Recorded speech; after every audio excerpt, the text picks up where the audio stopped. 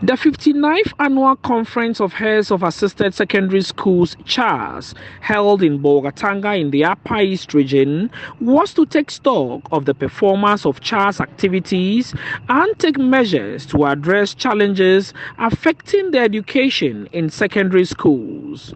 While commending government's effort in the educational sector, CHASS observed a pervasive level of student indiscipline in secondary schools. CHASS alleges that unpopular decisions by the Ghana Education Service to suppress disciplining students and the counterproductive call for the respect of human rights of students are the causes of indiscipline and vandalism in secondary schools. Students are now involved in use of hard drugs, pushing down school fence walls, and engage in physical fights with implements like knives and cutlasses, inflicting serious cuts on themselves. Vandalizing teachers' properties like cars and farms are common occurrences when teachers try to instill discipline.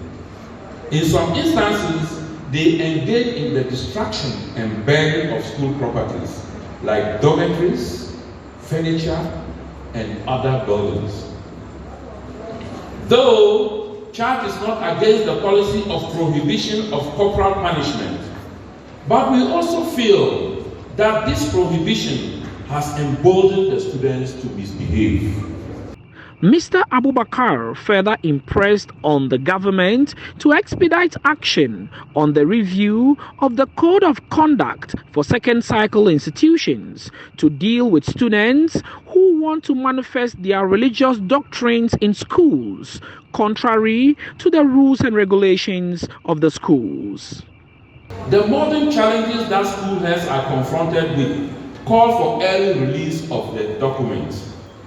The challenges of the admission of people of special dispensation, like the Rastafarians, and the satisfaction of some interest groups like fasting by Muslim students, call for the release of a comprehensive document to address such challenging areas.